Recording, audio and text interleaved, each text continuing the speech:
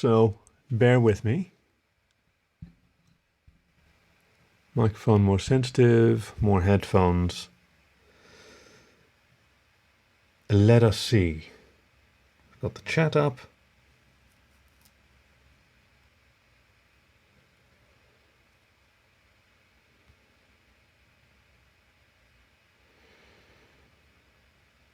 All right.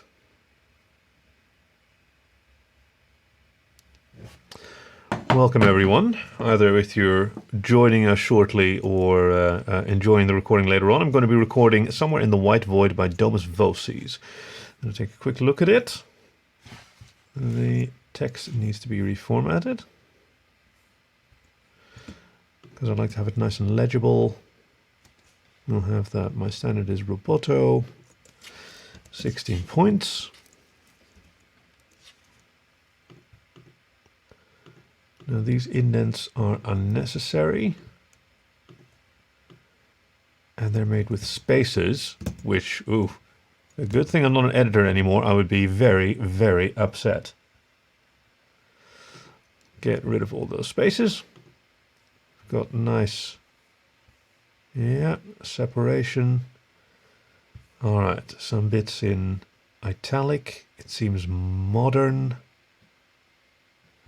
This is probably shelves. Yeah. 1500 hours. Are you seeing all this, guys? Okay, what kind of an accent do we have here? Unbelievable. Are you seeing all this, guys? Outpost 1500 hours. Oh, okay. So, American, Armstrong, Project Atlantis, speaking within 800 meters. Meters. Ah, it takes place in London. Interesting. Okay, are they British? See, this is the downside of recording without fully reading the story, but that's where I find my efficiencies, right? So when I get the story in, I check it very quickly to make sure that it's up to snuff, and that it ends sort of okay. Well, it's a relatively short one this time. Yeah, 1250 words, even with the introduction. Shall we just do it? Let's just do it. Firing up over here, muting the music. All right, are we ready?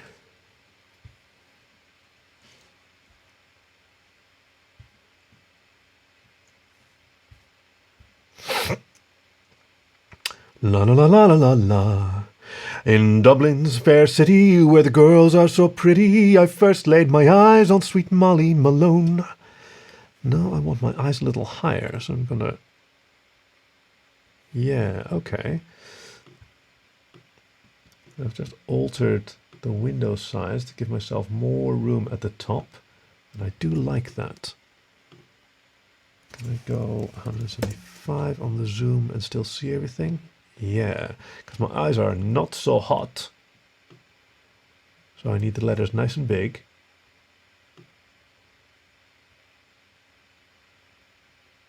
There we go. And now we should be looking at the same thing.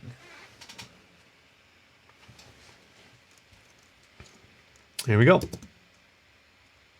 Testing, testing, testing. Now, I would have expected this to move. Testing, testing, testing. Now I am curious whether you can hear this when I play it back. Testing, testing, testing. Well, I'm gonna need somebody in the chat to help me figure out whether that can be heard.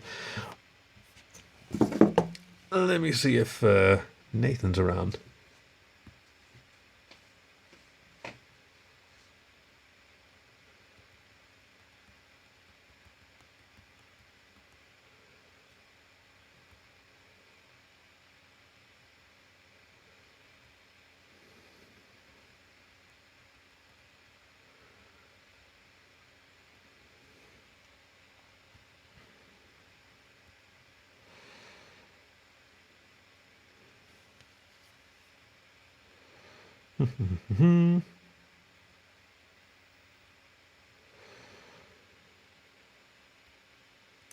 Copy the link. Are we live? And now I need to check whether the audio is working. Copy the link. Yeah, that's working well. Very good. Hey, hello. Hey, KB. Excellent. Perfect. Okay. Great.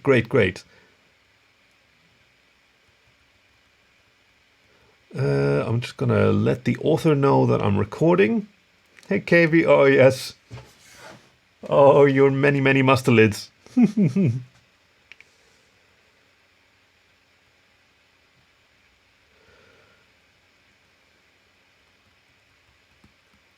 Well, thank you for joining me. I'm just going to start recording in a second. Does my dear beloved audience have any questions at this point? I'm going to try the recording again. Testing. Yeah, you heard that? Okay. See, I'm getting my shit together.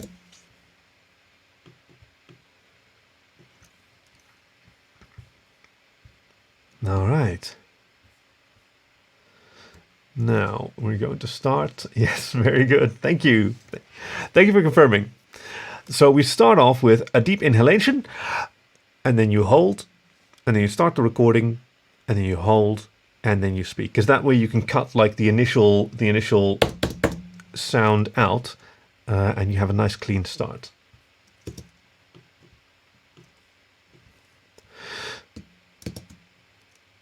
You're listening to The Voice of Dog. I'm Kaki, your faithful fireside companion, and today's story is Somewhere in the White Void by Domus Vocis, who loves to write furry and regular fiction and published his debut novel, The Adventures of Peter Grey, and you can find more of his stories on Patreon and DeviantArt. Please enjoy Somewhere in the White Void by Domus Vocis. Dressed head to toe in layers of thermal coat, I revved my snowmobile's engine. It purred to life. I shielded my immediately. Ooh. So it's all first person. So how does he speak? I mean, he's Armstrong, co-worker Covell. Oh, Covell. How do you say that? Oh, off to a great start.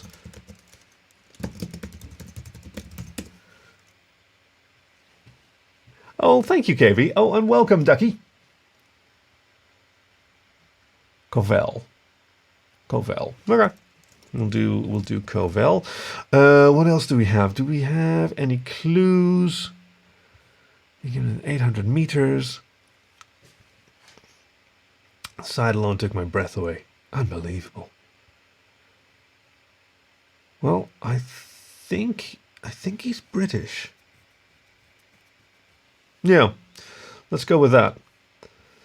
So when I do first person with an accent, in order to make sure that you can understand when he's speaking in his head and when he's speaking to other people, I tend to take the accent down a little bit and then make it more pronounced when he's speaking verbally.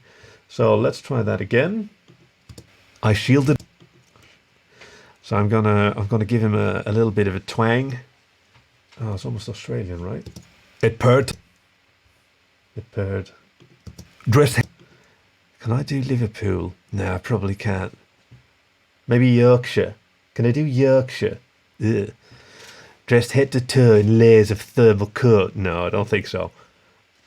I'm no what's it called? Ned Stark with his Yorkshire accent. Dressed head to toe in layers of thermal coat, I revved my snowmobile's engine. It purred to life. I shielded my vision from the intense snowfall until it faded with the sunlight.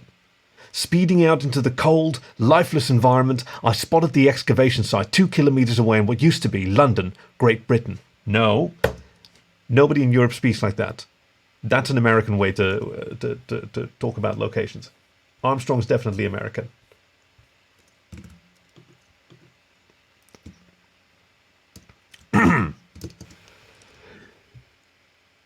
Dressed head to toe in layers of thermal coat, I revved my snowmobile's engine. It purred to life. I shielded my vision from the intense snowfall until it faded with the sunlight. Speeding out into the cold, lifeless environment, I spotted the excavation site 2 kilometers away in what used to be London, Great Britain. Armstrong, my co-worker. A cougar in every sense of the word, so she's a woman. Armstrong, Great Britain. Armstrong, my co-worker. My co-worker, no, my co-worker. Great Britain. Armstrong, my co-worker, a cougar in every sense of the word named Covell, spoke. I need you to be careful, like always. Follow the beacon and report back. That was not smooth enough. I need you to be careful. Follow the... I need you to be careful. Yeah. Named Covell spoke. I need you to be careful like always. Follow the beacon and report back. Yes, sir, I nodded. My fingers gripped the throttle again. I glanced in my rear view mirror to see the outpost's hangar doors. Nope. Australian. My Australian isn't ready, Ducky. I regret to inform you. No, there's something particular. See, Australian is very close to sort of London English, because that's the ancestral Australian came from there, and I find it hard to like lock into the Canberra accent without slipping into Cockney. So I'll definitely practice some more. I glanced in my rear, but for now I'm afraid he has to stay American. Also because nobody else says like London, Great Britain. Nobody says that. Nobody says fucking Concepcion, Argentina. You say it's in something or from something. But hey, good luck with your story. I'm just going to putter about with this here recording. I glanced in my rear view mirror to see the outposts. Okay. My fingers gripped the throttle again. Grasped. I haven't got that one wrong. Let's try that again. Sir, I nodded. My fingers gripped the throttle again. Gripped? I just keep doing it. Sir, I nodded. My fingers grasped the throttle again. I glanced in my rearview mirror to see the outpost hangar doors close themselves before disappearing into the winter fog. Meanwhile, the howling winds barely allowed me to hear my comlink. However, I remembered my orders. Search site number 9 and report with any items. Report back. Orders. London, England. Yes, that's right, Ducky. Remembered my orders. Search site number 9 and report back with any items. A sudden gust of nasty frost covered the visors of my Arctic mask. Annoyed, I wiped them and twisted the throttle, cautious of my speed. The frozen landscape was untamed and unchecked for thousands of years, while the city underneath existed even longer than the ice. The glaciers had slowed down in this region, allowing for more expeditions than previously planned. I could imagine the buildings, now carcasses of twisted steel and pillars, remain abandoned as skeletons below. I could imagine the buildings, okay, that's how it works. I could imagine, planned than previously planned. I could imagine the buildings, now carcasses of twisted steel and pillars, remain abandoned as skeletons below, now forgotten by their builders' descendants, save for a determined few. Project Atlantis, though not the most original of names, revolved around mankind's surviving efforts to catalog the Northern Hemisphere's historical sites. If they still lasted. Here's historical sites. If they still lasted through Mother Nature's wrath. Beacon within 800 meters. Wrath. Beacon within 800 meters. The diamond-like ice under my snowmobile had to be over 3 times as thick, but a miracle occurred several days prior. An unexplored glacial cave was discovered by an explorer drone. Essentially, an air pocket as wide as several city blocks had formed beneath us, while both satellites and historic records indicated 3 locations of interest could still be intact for excavation. Luckily for me, our only exploration drones needed repairs, and they needed a volunteer to traverse the cavern on foot. After some time, I finally arrived at the checkpoint. On foot. After some time, I finally arrived at the checkpoint.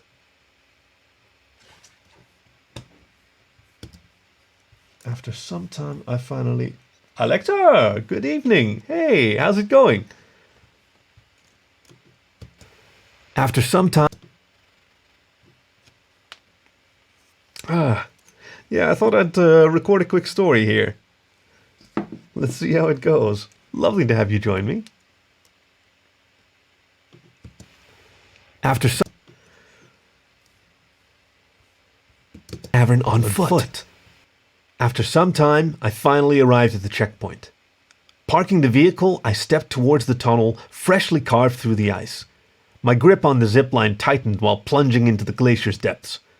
Part of me feared a cave-in, but that wasn't from any human instincts I had. Several minutes later, however, and my journey downward finally slowed to a steady halt. The sight alone took my breath away. Monoliths of metal ascended like spires, some leaning or demolished from centuries of lust. Lust, ooh, centuries of lust. Come, where's my cursor? There we are. Spires. Gonna have to take it all the way back. Took my breath away.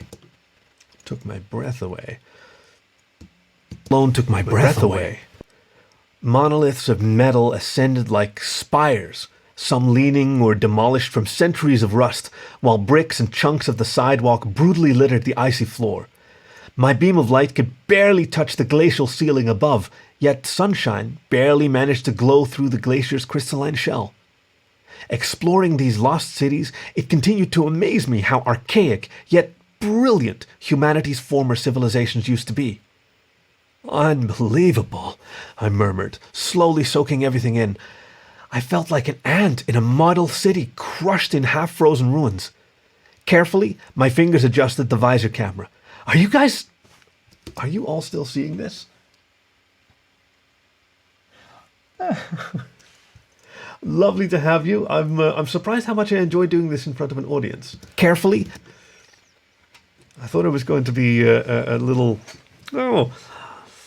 skittish about it, but it's actually quite fun, and I'm glad you're enjoying yourselves.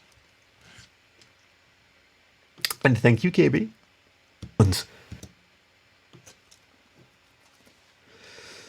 Ruins. That's where we are. Just in half-frozen ruins. Carefully, my fingers adjusted the visor camera. Are you all seeing this, guys? That's not the accent I gave him. I gave him a tighter accent when he's speaking. Adjusted the visor camera. Are you seeing all this? No. Are you all seeing this? Adjusted the visor camera. Are you all seeing this, guys? Loud and clear, Armstrong. Though there's some interference, proceed and return to the outpost within 1,500 hours. Within 1,500 hours. No, that's not correct. I'm gonna... I mean, it should be before, right? Nope, I don't change an author's voice.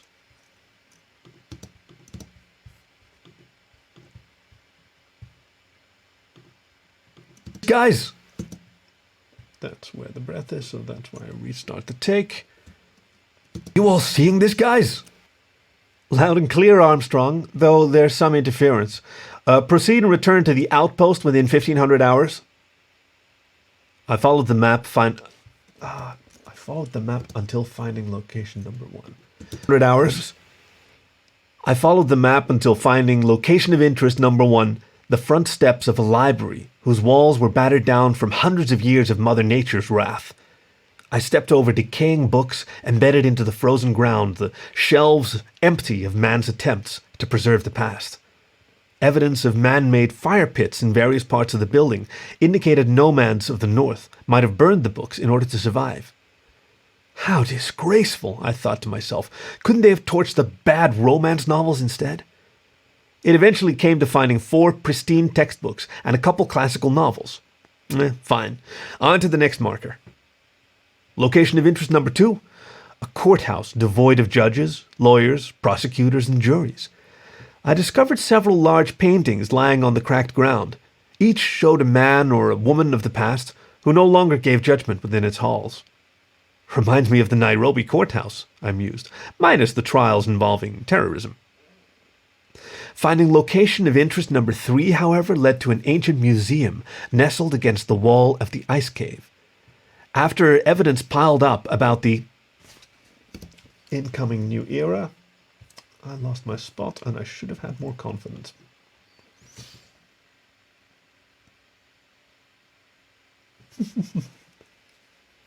I'm glad you like it, Gaby. It took a little fiddling, but I managed to find something called I Show You, and then you can combine that into a multi-output device in Mac, and now you can hear it and I can hear it together.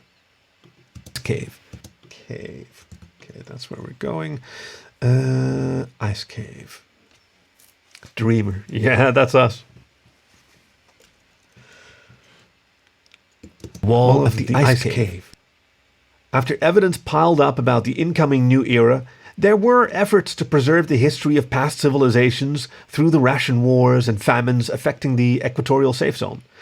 Not all artifacts survived, sadly. My navigating the walls and exhibits only led to finding empty picture frames and relics, too damaged to be brought back to the outpost. But one item captured my attention. Under a layer of solid snow stood a stuffed, saber-toothed tiger on a faux boulder. The other displays had either been ransacked years ago or molted from age, but this one hadn't.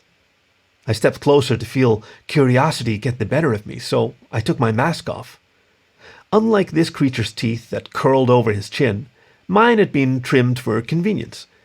The air felt cool on my facial fur, and I could smell the pure winter of ages past, but what separated me from the stuffed exhibit feature was the winter gear I wore and my upright stature. "Hey there, cousin," I joked to myself.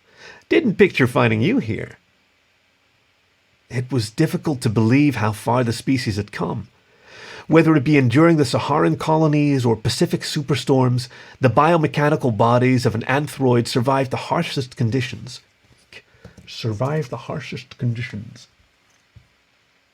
The bio... Gotta take it all the way from the back. Species had come, which is there.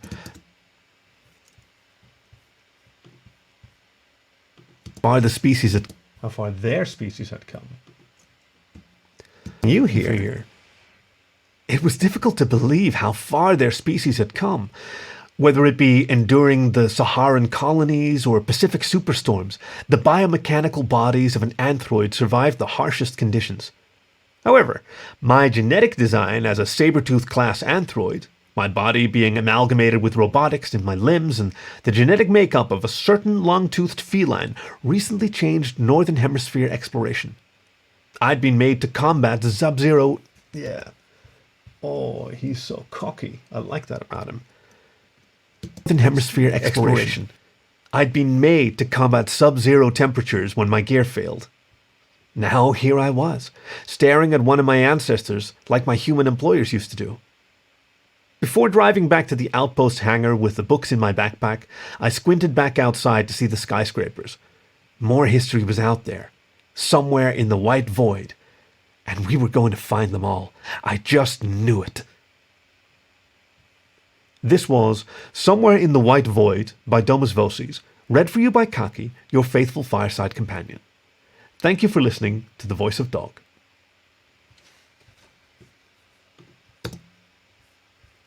Well, short but sweet. Let me just chop the beginning off, make sure that's nice and clean. And that's about right. Let's see how the music lines up. You're listening to The Voice of Dog. I'm Kaki, your faithful fireside companion. Yeah, and that's going to get a noise reduction. Let's see how these joins sound. So that's the Domus Vocis. Domus Vocis. That's not where I want to be.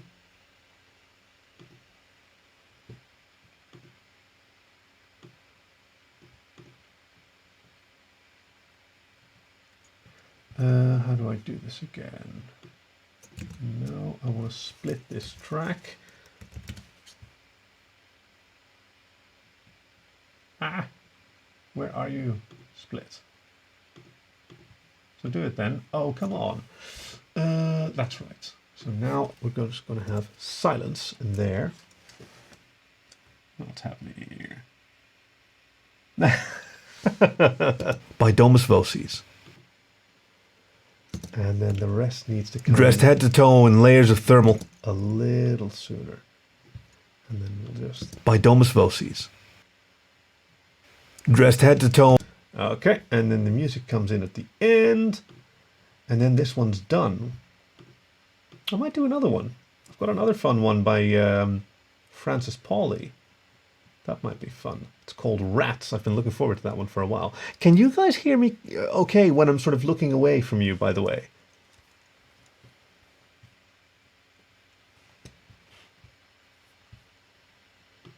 Going to find them all. I just knew it.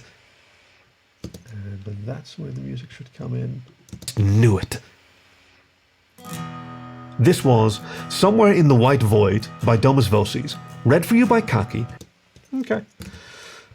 All right. Then I'm going to export this entire session.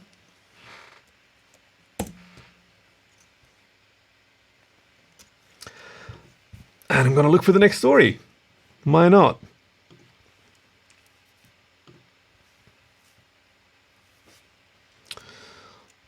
What is next?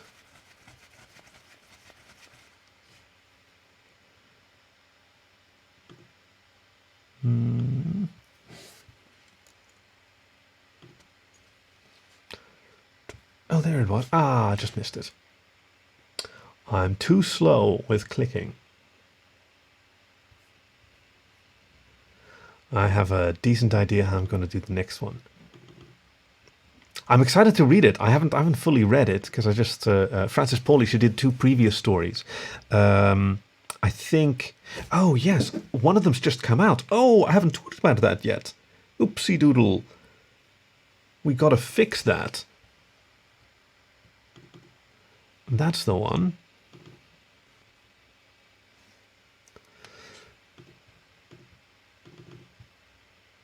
Are you going to open? Come on. Come on.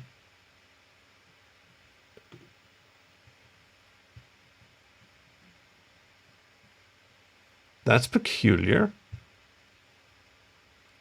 Oh, are you skittish? It just won't open at all.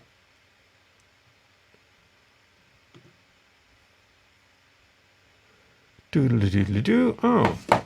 Okay, well, a couple of things to do at the same time. Thank you for confirming that I'm comprehensible, at least somewhat. Yeah.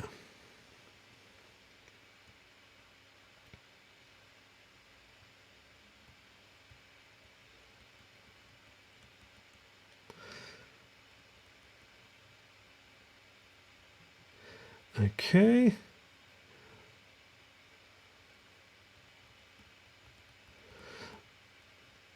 I'm just letting everyone know. And I need to let her know that her new story is up. So I'm just confirming real quick that that is indeed the case. And in the meantime, I'm going to try and open this up again. Yeah, that's more like it. Yeah, the story that she submitted first, like it was a bit of a challenging story, the first one, because even though I'd asked for like upbeat stories, it was called, oh, for flip's sake, what was it called again? Francis Pauli, Always Tomorrow.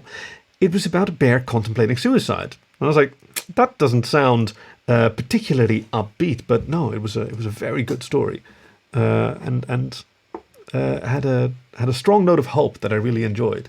And so this one today is called "The Lion Sleeps," and oh, I'm gonna have to tweet that later on because it's got a little bonus at the end that I just it's such a treat. I don't want people to miss out. So I'm going to go ahead and tweet, and thank you for keeping me company while I'm tweeting. The voice of a dog. I'm reading The Lion Sleeps by Francis Pauli. Yes, that's right.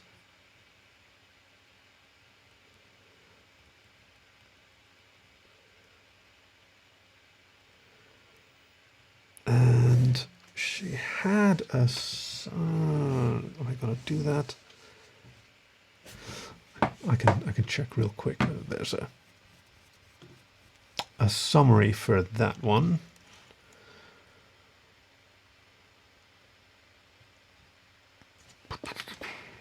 Boy, howdy, I've done a lot of stories. Oof.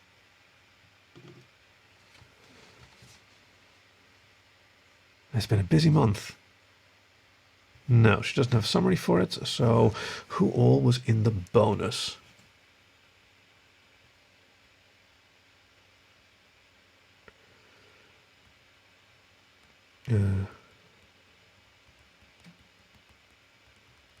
And featuring, and now I've got to make sure that everybody's in there. Bullpup,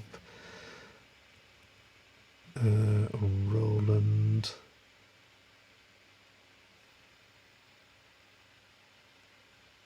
It is Roland's ferret.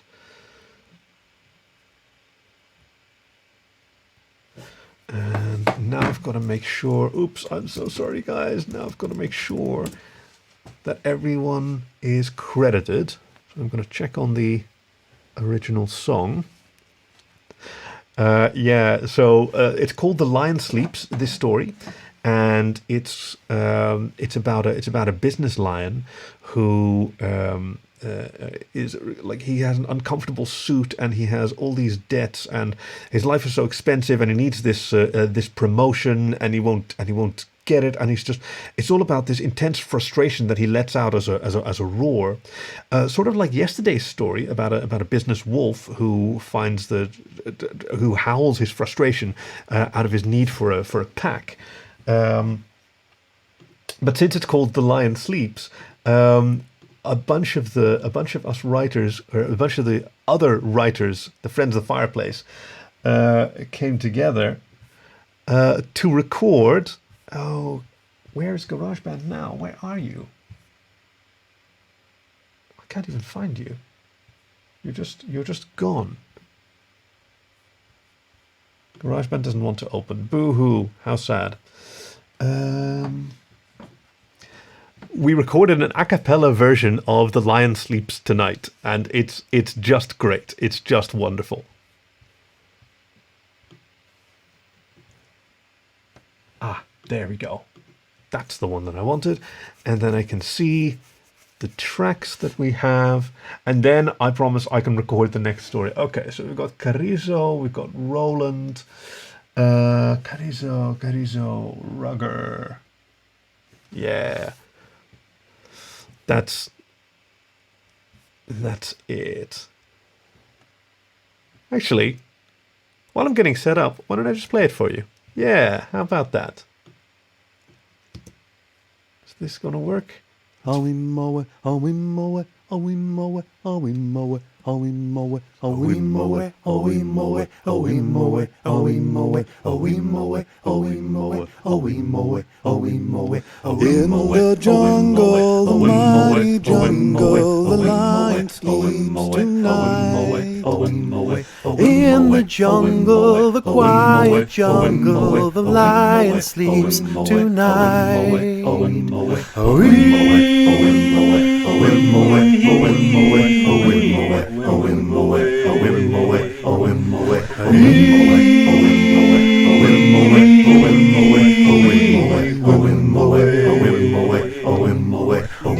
The village, the peaceful village, the lion sleeps tonight.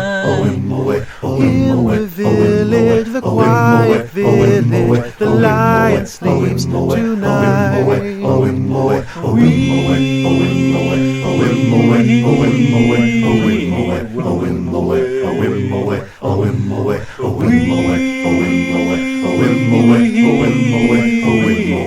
In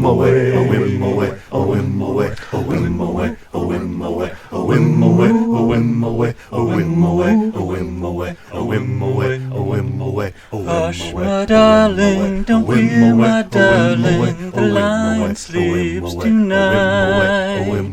Hush, my darling, don't fear, my darling, the lion sleeps tonight.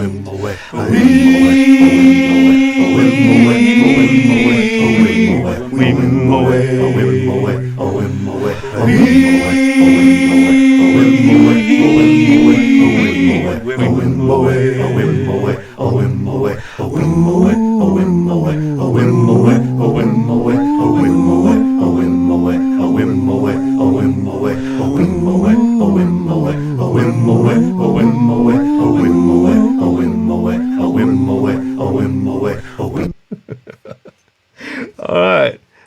Do you like that? That was so much fun. It was tricky to get all the timing right. Everybody sent in their own tracks. So I'm going to announce that one. Yeah. And the lion sleeps is on mine. Let them all know that song that they contribute to is now also out. Oh, I'm so happy about this. I was so excited to release this song, but it takes so long because I record these weeks in advance. I'm glad you guys enjoyed.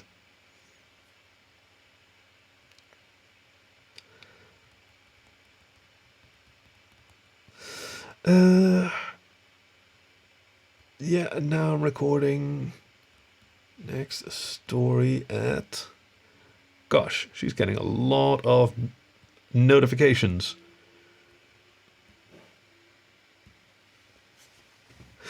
Okay, so now we're set up.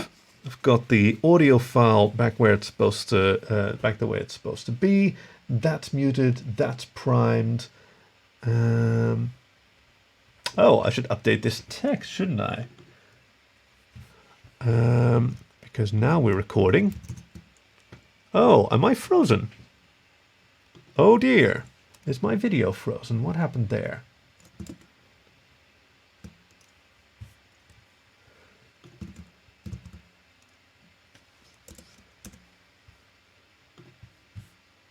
My video is frozen, isn't it? Is my whole thing frozen? Let's have a quick look. Oopsie doodle.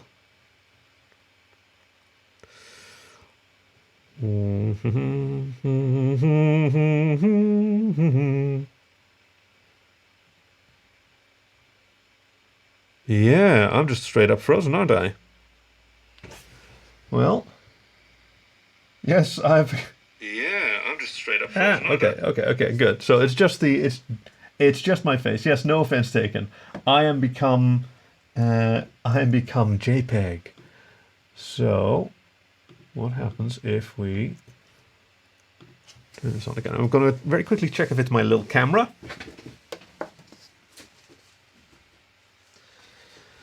And it is not. So I'm going to pull the plug on it. Yeah.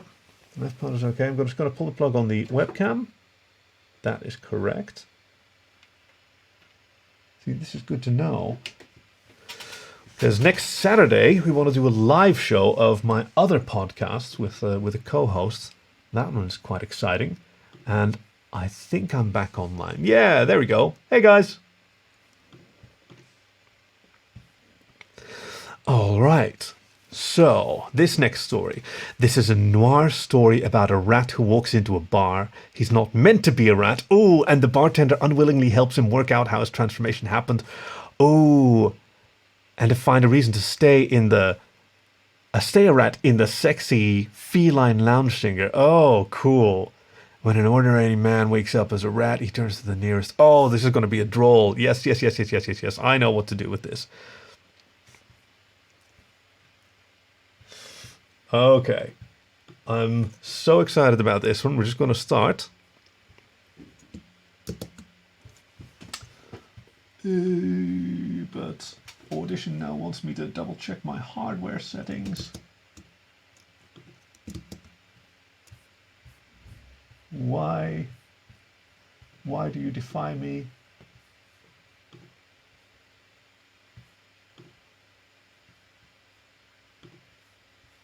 Ah, that's why. No, all these windows, all these screens. What a hassle. Yeah, I'm excited as well. Oh, you've even read the first paragraph. I haven't even read it yet. Okay. Testing. Yeah. The script ain't pulling any punches. Ooh, I'm excited to get to it now. You're listening to The Voice of Dog. I'm Kaki, your faithful fireside companion, and today's story is Rats by friend of the fireplace Francis Pauli, author of the Serpentia series from Goal Publications. You can find more of her stories on francispauli.com. Please enjoy Rats by Francis Pauli. A rat walked into a bar. It wasn't that big of a deal, really. We got rats in this joint all the time. I should know. I own the place. We got Whiskers Mahoney in here every Saturday for a chat with his boys, and even now, if you looked over in that far corner, you'd see a table full of some of the most notorious rodents the city has to offer. This rat was different. First off, he was trouble with a capital T. How'd I know? Well, for starters, his eyes weren't right. Large as saucers and darting around the place like he'd just seen a DEA agent. Not that there's any danger of that in here. No, you drink in this joint, you drink safe. But this wild-looking rodent had a glaze over his eyes that said panic. His clothes looked like he'd stole them off a guy half his size. Shirt buttoned up crooked and fur peeking through everywhere. And he held his tail all wrong, up high and stiff, like he didn't know what a tail was for. Trouble. And of course, it marched straight for my bar. I swiped the counter with a rag and then reached under to tuck it right next to my emergency derringer. One quick check that was in reach. Ooh, got carried away there. Ooh. It's Raven Chandler. One quick next to my emergency derringer. One quick check, that was in reach, and I pulled up a clean shot glass and poured the guy a limelight before he managed to amble into range. Just in case this fellow was a cop, serving limelight didn't hold water in court. It was basically fruit juice gone bad, an easy defense for a good lawyer, and I had the best. The rat stopped opposite me and stared at the drink. His paws shook, but he took the shot and tossed it back without spilling a drop. You all right, Ratty? I'm not a rat. Now, I wish I could say that was the weirdest thing to come out of the mouth of one of my customers, but a rat claiming he's not a rat didn't chip the iceberg, so to speak. I poured him another one and waited for whatever explanation he could dig up. He slammed the second limelight and looked around the bar. Oh, this is a cracker. He slammed explanation he could dig up. He slammed the second limelight and looked around the bar, at my patrons and at me with a crinkle in his muzzle. I'm not supposed to be a rat. Is that so? I pulled out my rag and wiped the bar in a lazy circle. You're supposed to be what then? A tiger? Maybe a big old bear like Joe over by the door. See, it's always a good idea to point out Joe, though how anyone could miss a bouncer that size, I couldn't say. They still seemed surprised when I had to bring him into matters. Every time. No. Ratty shook his head and his long whiskers danced. I mean, I'm not supposed to be one of you at all. I'm not... He could have finished that sentence with a half-dozen racial slurs, and I could see he wanted to. At least the jackass had enough sense to stop while he was alive. He glanced around again. Yeah, way outnumbered, fella. Listen... I'd expected something... Who's listen? Oh, it's him. Listen. No. It's not the rat that's talking, it's the bartender that's talking. Way outnumbered, fella. Listen. I'd expected something a lot more interesting than self-loathing from the guy. Now he'd bored me. I hear there's a real expensive doctor who can help you play human if you feel like it. I got customers to tend to. Wait! His paw landed on my arm, long fingers in my fur, and I felt the prick of claws. Desperate, or he'd have known better than to lay paws on me. I curled my upper lip and showed him exactly why the joint is called the Snarling Hound. His grip relaxed, but didn't drop away. Yeah, he was real desperate, and real dumb. I don't mean that. He let go finally. Maybe because he knew I was gonna kill him, and maybe because he'd just finished panicking. I mean, I am a human. Or I was. Yesterday, I was a regular guy. Is that so? It's not the weirdest thing, like I said. I run a bar, but he worked his way close to the top 10 now. You're supposed to be a regular guy, and now you're a rat? Yeah, he whimpered then, rubbing his paws on his face. No, rubbed. Yeah. Now you're a rat? Yeah, he whimpered then, rubbed his paws over his face, looking a lot like a guy who was born a rat. Just for a second. Then the crazy look came back, and I checked out his tail again. Stiff, awkward, unnatural. So what happened? I just woke up like this.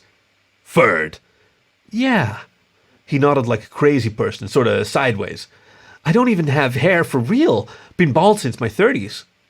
So you were a regular bald human when you went to bed, and then I woke up like this. Furred. Like you.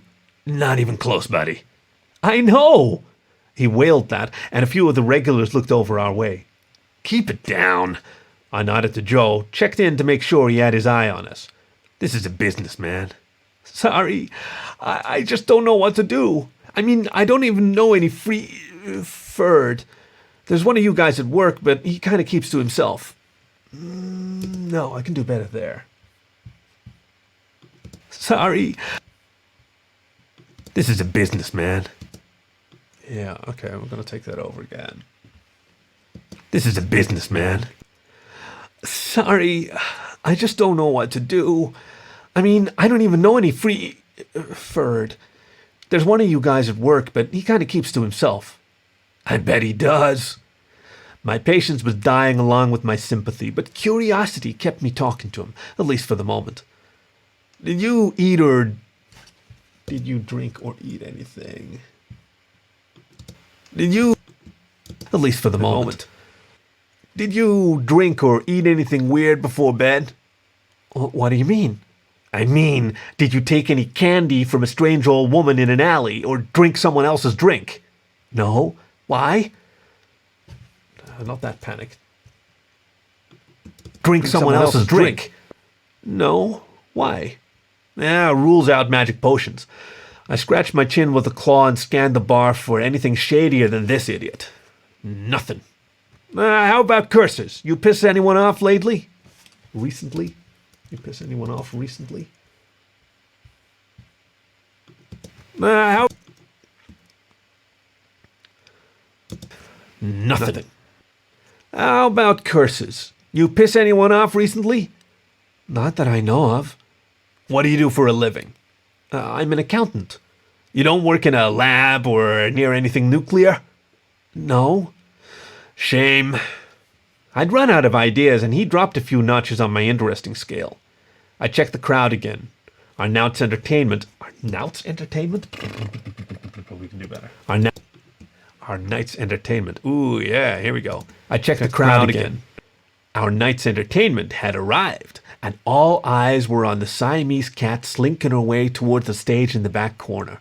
You want another shot? No answer from Ratty. His eyes were on the stage, too. Lola has that effect on folks, I guess. Even bigoted ones, apparently. Maybe the guy was here to learn a lesson or something. I didn't have any more time to waste on him. I left a third limelight on the counter and went back to work in the whole bar. Maybe I should have offered him a real drink, but I wasn't feeling too charitable at this point. That point. How are we doing for time? Ooh, it's late. Well, we'll finish this story. Maybe I should have... Because I really want to know how it ends. To work in the whole bar. likes. No, don't delete it. Back to work in the whole bar. Maybe I should have offered him a real drink, but I wasn't feeling too charitable at that point. He leaned against the bar through the first set while Lola crooned and purred her way into the hearts of my patrons. Great act, that cat. She had style, class, and anything else you'd want in a dame. Too bad she didn't like dogs. I remembered what it was she did. Okay, yeah. Bad she didn't like dogs. I remembered what it was she did like when she wrapped up Dream Lover and headed for the bar. Rodents. Trouble again. Not that Lola couldn't handle herself or anyone else in the bar. No, it was Ratty I was worried about. The jerk couldn't survive Lola. Not many furred could. And a regular bald accountant turned rat? No way. I scampered back toward the bar, but the kitty in the red dress got there first. By the time I slid into position behind my sanctuary, Lola had Ratty's tail in her claws. She played with it, batting it from one paw to the other while the pseudo-rat made soft choking noises in the back of his throat. Too late. "Hey, buddy!" I tried anyway. "Yeah?" Earth to rat, man. I poured another limelight, ignoring the glare from Lola and the way her little red dress shimmered and hugged all the right parts of her. When I set the shot down, neither of them commented. "I think we've ruled out any possible explanation for your problem, huh?" "Sure. Yeah." His rat eyes were fixed on Lola, but I caught her sneaking a peek in my direction. Curiosity. Cats. Bingo. Can't be potions, poison, curses, or a magic wish. I think we're done, really. Maybe that doctor is a good idea. Lola frowned. Oh, perfect. She dropped Ratty's tail too, but he opened his mouth and spoiled my plan completely. "Did you say magic wish?" "Yeah. You gonna tell me you wished to be a rat last night?" I laughed. Unfortunately, nobody else did. "Not exactly." "But you did wish for something?" "Yeah, you know." He rolled his big rat eyes sideways. Crap. Wishing put him back in the top 10 for weirdness, but I had a feeling that I wasn't going to like how this ended. Lola apparently thought wishes were fascinating, too. She purred loud enough to rattle the empty glasses behind the bar. "What you wish for, big... What you..." No, I can do better. I know what to do with her. This is behind the bar. "What did you wish for, big guy?" She blinked green eyes at him and reached for his tail again. Trouble, I told you." Ratty looked at me finally, then his eyes dropped to the drink before bouncing back up to Lola. He stared at her, stared into her cat eyes, long enough for me to know he was a lost cause. Lost! Poor fool never had a chance, really. His sigh sealed the deal. "I wished to meet the woman of my dreams." Rat! Lola purred and stroked the bald tail. Her smile exposed a fang. But if she was the woman of his dreams, Ratty wouldn't care one bit. At least the mystery was solved. For me, anyway. Lola wouldn't have given a bald accountant the time of day, but she led the rat man away from the bar with a deft flick of her own wrist and a smile that had ruined many a furred heart. Maybe this one could keep her. You never know with wishes. I tossed back the limelight and watched them go. Watched the newly furred rat take a seat right up by the stage. And I couldn't help but notice how his tail moved now. How his tail moved now. Couldn't help but notice how his tail moved now. And I could... right up by the stage. And I couldn't help but notice how his tail moved now. Low and side to side. Just like he was born to be a rat. This was Rats by Francis Pauli, read for you by Kaki, your faithful fireside companion. Thank you for listening to The Voice of Dog. That was cool. That was so much fun. Oh. Raymond Chandler, eat your heart out. The big sleep Sleep no more. Rats, rats, rats, rats, rats. You doidy rat. Now lining the music. To be a rat. This was Rats by Francis Pauli. And the opening. Tidy that up. You're listening to The Voice of Dog. Feels like the signal's a lot louder on these ones. Well, we'll see how that goes with the music. Hey, swipe the counter with a... Yeah, that's good enough. Hey, glad you guys liked it. It was fun, right? Oh, I like these attitudes.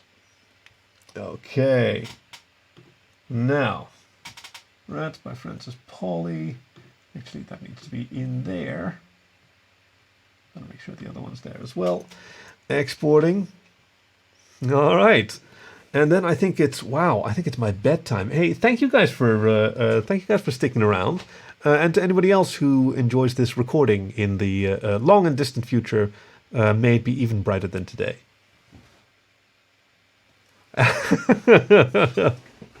It would lend itself very well for that, wouldn't it? Like it's a fairly short a scene with a lot of interior monologue, but yeah, like a couple of images would be cool. You can almost imagine it like a motion comic with just a few frames fading into each other with a neat little voiceover. Yeah, who knows? There have been crazier collaborations in this fandom. All right. Hey, sleep well when you do. Thank you for joining me. Elector, KB, Ducky, peace and love. See you guys later. Okay, no, so it hasn't stopped yet. Okay, guys, I'll figure out how to close this stream sort of casually next time. All right, bye-bye.